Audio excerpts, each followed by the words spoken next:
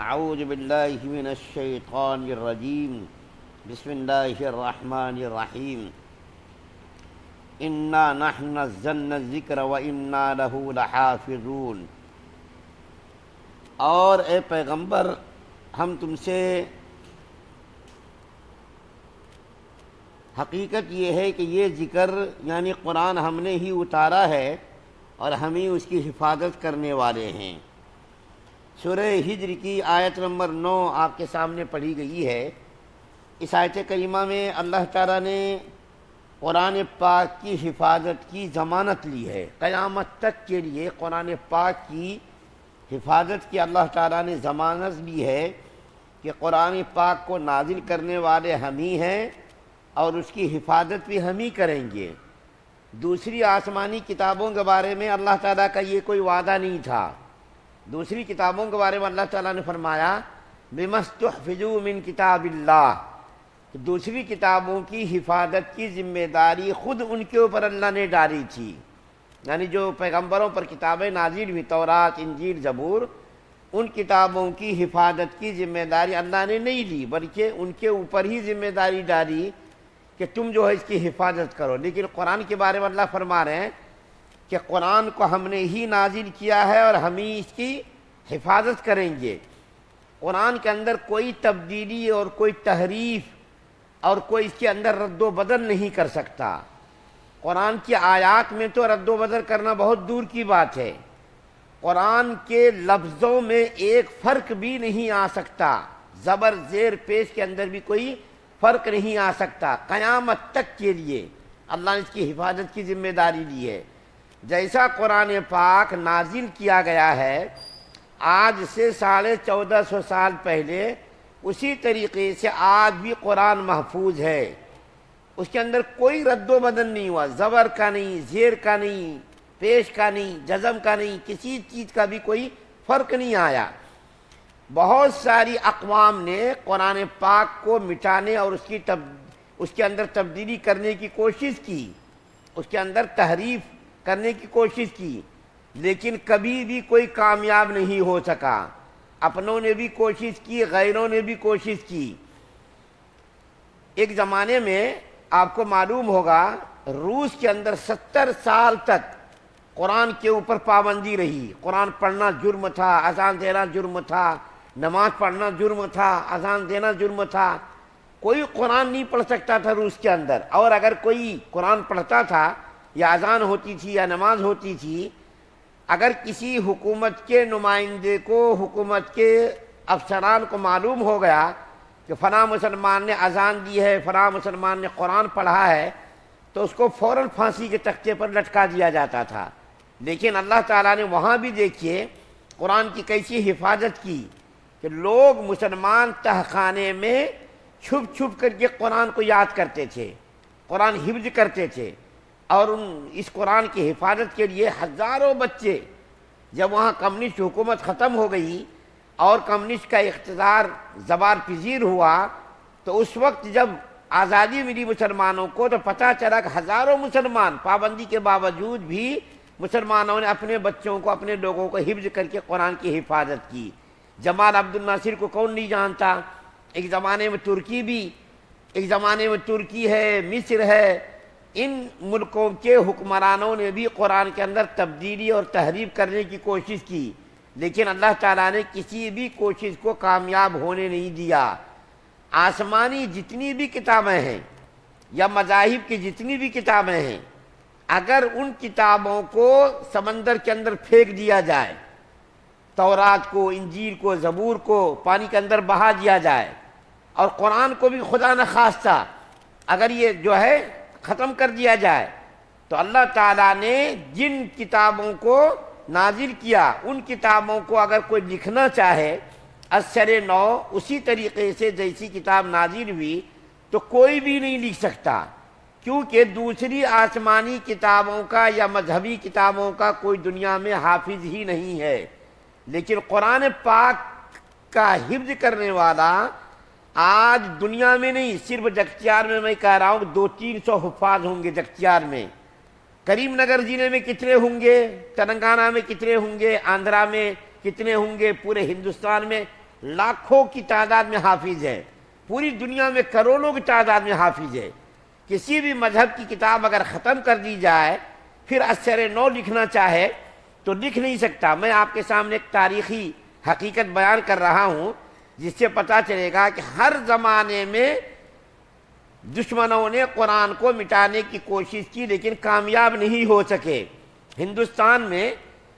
1857 کی جنگ آزادی کو کون بھول سکتا ہے؟ شاملی کے میدان میں 1857 میں انگریزوں کے ساتھ مسلمانوں کی لڑائی ہوئی، اس میں تھوڑے ہندو وغیرہ بھی تھے لیکن زیادہ تر علماء تھے، ہندوستانی مسلمان تھے۔ مولانا قاسم نانوتوی، مولانا رشید احمد گنگوہی اور مولانا حاجی امداد اللہ مہاجر مکی رحمۃ اللہ علیہ، یہ تمام بڑے بڑے علماء تھے۔ جب یہ لوگ شاملی کے میدان میں جہاد کرنے کے لیے گئے تو ظاہر بات ہے مسلمانوں کے پاس کچھ بھی نہیں تھا، ہتھیار بھی نہیں، تعداد بھی نہیں۔ انگریزوں کے پاس ہتھیاروں سے انگریز فوج لیس تھی، ان کے پاس ہر قسم کے ہتھیار تھے، توپ وغیرہ، گولی وغیرہ، بندوق وغیرہ۔ تو مسلمانوں کو شکست ہو گئی اپنوں کی غداری کی وجہ سے۔ جب شکست ہو گئی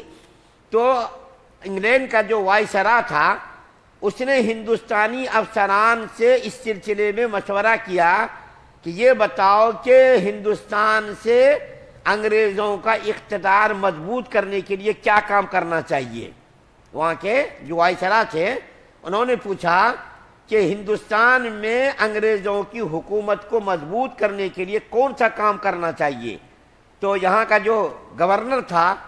گورنر نے لکھا کہ 2 کام کرنا لازمی ہے، 2 کام اگر ہم نے کر دیا تو ان 2 کاموں کی وجہ ختم ہونے کے بعد انگریزوں کا اقتدار ہمیشہ کے لیے ہندوستان میں مضبوط بن جائے گا، کوئی اس کو نقصان نہیں پہنچا سکتا۔ کیا ہے وہ؟ ایک تو یہ تھا کہ مسلمانوں کے دلوں سے جذبہ جہاد کو ختم کیا جائے۔ جب تک مسلمانوں کے دلوں کے اندر جذبہ جہاد ہے اس وقت تک انگریز ہندوستان پر قدم نہیں جما سکتا۔ ہندوستانی مسلمانوں کا دل بڑا حساس ہے، جذبہ جہاد سے ان کے دل لبریز ہیں، ان کے جذبہ جہاد کو ختم کیا جائے تو اس کے لیے بہت سارے پلان بنائے گئے، بہت ساری تیاری کی گئی۔ مسلمانوں میں سے ہی کچھ دشمنوں کو کھڑا کیا گیا جن کا کام یہ تھا رات دن مسلمانوں کے جذبہ جہاد کو ختم کرنے کے لیے کوشش کرنا اور انگریزوں کی محبت ان کے دلوں کے اندر ڈالنا۔ ایک تو یہ کام تھا۔ دوسرا کام یہ تھا، یہ اس نے جو وائسرا نے ہندوستان کے گورنروں نے مشورہ دیا کہ قرآن پاک جب تک مسلمانوں کے پاس ہے اس وقت تک مسلمانوں کو ختم نہیں کیا جا سکتا اور ہندوستان کے اندر انگریزوں کا اقتدار مضبوط نہیں ہو سکتا۔ چنانچہ 1861 سے لے کر 1864 کے درمیان کئی لاکھ قرآنی نسخے کئی لاکھ کی تعداد میں انگریز افسران نے قرآن پاک کے نسخوں کو نظر آتش کر دیا تاکہ مسلمانوں کے پاس نہ قرآن رہے، نہ جذبہ جہاد رہے اور نہ علماء سے ان کا کوئی تعلق رہے۔ علماء کو ہزاروں تعداد میں پھانسی دے دی گئی اور جذبہ جہاد کو ختم کرنے کے لیے مسلمانوں میں ہی کچھ منافقوں کو پیدا کیا گیا اور اس کے بعد پھر کئی لاکھ کی تعداد میں قرآن پاک کو نظر آتش کیا گیا۔ لیکن اس کے باوجود بھی انگریز اپنے مقاصد میں کامیاب نہیں ہو سکے۔ انگریزوں نے قرآن بھی نظر آتش کر دیے، علماء کو بھی پھانسی پہ لٹکا دیا، جذبہ جہاد ختم کرنے کی بھی کوشش کی لیکن قرآن پاک کو مٹانے میں کامیاب نہیں ہو سکے۔ یہ قیامت تک کے لیے اللہ تعالیٰ کا وعدہ ہے کہ قرآن پاک جب ہم نے نازل کیا ہے ہم ہی اس کی حفاظت کریں گے۔ مسلمانوں کے لیے یہ بڑی سعادت کی بات ہے، خوشبختی کی بات ہے کہ ساری دنیا کے اندر صرف قرآن کے حافظ آپ کو ملیں گے، دوسری مذہبی کتابوں کے حافظ آپ کو نہیں ملیں گے۔ نہ تورات کا کوئی حافظ ملے گا، نہ انجیل کا کوئی حافظ ملے گا، نہ زبور کا کوئی حافظ ملے گا، نہ سیتا اور رامائن کا کوئی حافظ ملے گا۔ مذہبی کتابوں کا کہیں بھی کوئی حافظ نہیں ہے اور نہ ان کتابوں کی حفاظت کی کوئی گارنٹی ہے۔ ہر زمانے میں اپنی مرضی کے مطابق اس کے اندر تحریف اور تبدیل کر دیتے ہیں۔ یہودیوں کی شرارت، تورات کے اندر جہاں مرضی ہوئی وہاں اپنی مرضی سے مسائل کو گھسیڑ دیا، اپنی مرضی سے مسئلے نکال لیے۔ لیکن اس قرآن پاک کی خوبی اور کمال یہ ہے، کوئی بڑا سے بڑا عالم، بڑا سے بڑا جید عالم، مستند عالم، ہزاروں کے مجمع میں اگر قرآن پاک پڑھے اور اس کی غلطی، اگر اس سے غلطی ہو گئی، ایک 8 سال کا 10 سال کا بچہ بھی ٹوک دے گا کہ صاحب آپ نے قرآن پاک کو غلط پڑھا ہے۔ قرآن پاک کی حفاظت کے لیے اللہ تعالیٰ نے علماء کو پیدا کیا، فقہا کو پیدا کیا،